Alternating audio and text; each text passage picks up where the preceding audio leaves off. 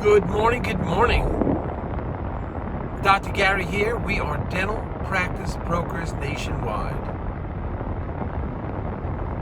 And we've been doing this for 12 years. So today's topic is going to be, how long does it take the dental practice seller to realize and wake up that his price is too high? We'll get into that. We have two current things going on right now that can give you some updated information on it. So we've been doing the dental practice brokering. We are dental practice brokers nationwide for 12 years now. We have 10 employees, including 2 CPA accountants, marketing director, operations director, and 5 acquisition development people. We are presently answering the phones and working every day except Christmas and Easter. You can call us 363 days a year. We have hours of 9, well, it starts at 7:30 a.m. East Coast time to 9:30 p.m. So just call us. We'll talk to you, give you advice, no charge. If you want an appraisal, we'll take care of that. And you'll get a free, quick appraisal if you want.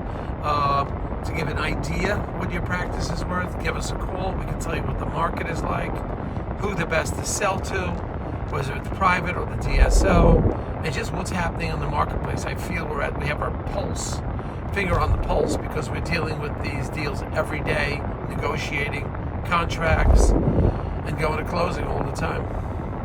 So all the information you're about to hear is for informational purposes, entertainment purposes. It is not business or legal advice. Our number is 201-663-0935. And our website is dentalpracticeguide.com or Nationwide Dental Practice Brokers. So call us. We'll be more than happy to help you at any time. So today's topic, how long does it take for the average seller to wake up that, hey, your price is too high? That's it. The market doesn't reflect what your requested selling price is. That's it. So how long does it take? Well, we have 2 deals going on right now. And again, we try to give you current information of what's breaking right now. Not what happened 6 months ago, 8 months ago, 2 years ago. It's right now. We have one doctor, 6 months. Taken this doctor 6 months to wake up. I believe there was 2 or 3, I don't recall, 2 or 3 previous offers that were made. That were good numbers. But there were 2 or 3 of them, and that was several months ago, maybe 5 months ago. Doctor insisted his practice is still worth a lot more money. Now finally, we're about 5.5 months later after the initial. Remember, we had a deal on this. We had an offer on this immediately. Why? Because everybody looking in your area, in your relative price range, let's say, with the number of operatories and your gross, they've been out there looking. So when we put it on the market, and we do massive marketing. We're all over the place. We're now doing like 100, I don't know where we are, 183 YouTube videos. We have various internet advertisement platforms are on. It's just all over the place.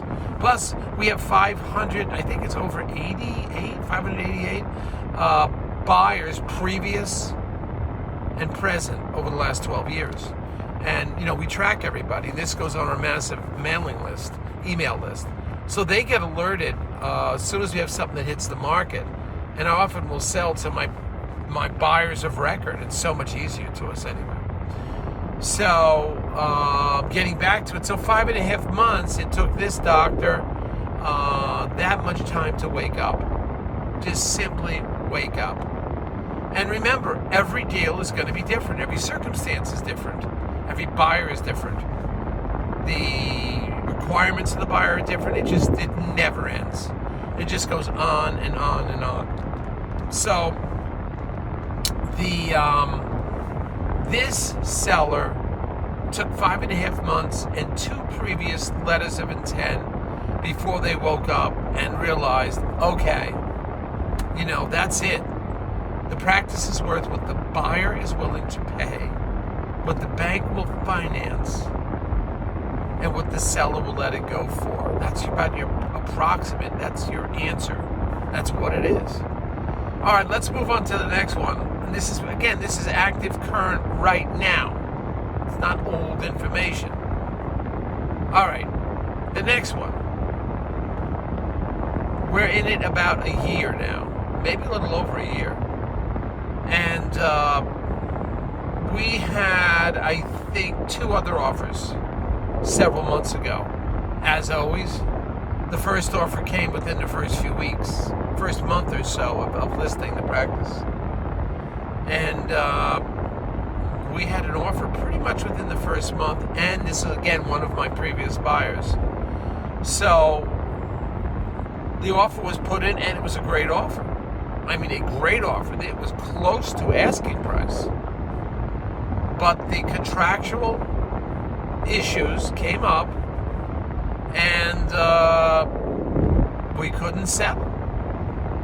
So yeah, they got their price at that time, but via contract negotiations, we couldn't settle it.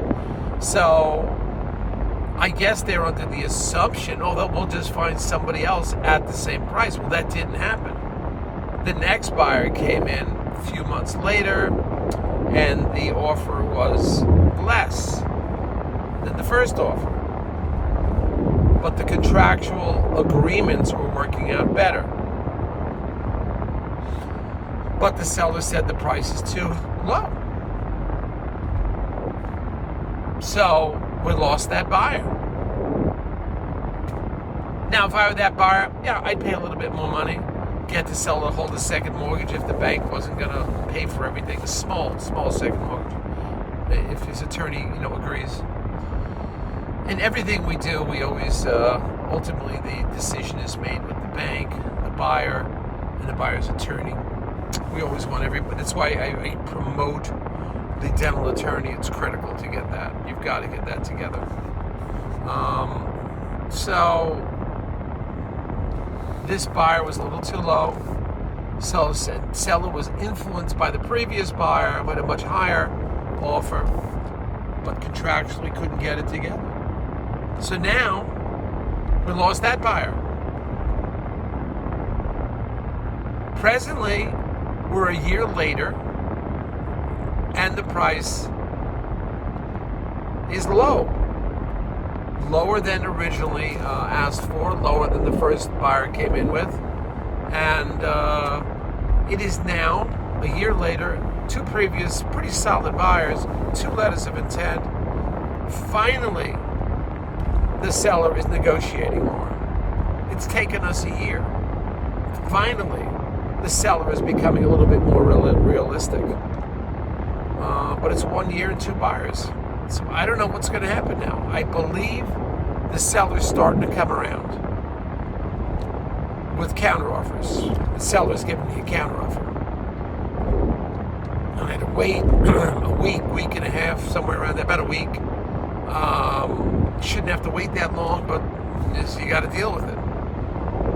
The buyer is reviewing the counteroffer. Counteroffer is probably 5%, 6% higher than the buyer wants to pay. What is the margin? How much flexibility does a buyer or the seller have? Usually maybe 5%, maybe it depends on the circumstance. When the buyer goes up, the seller comes down, maybe a 5% possibility. I don't know. So right now, we are waiting. I don't know what's going to happen.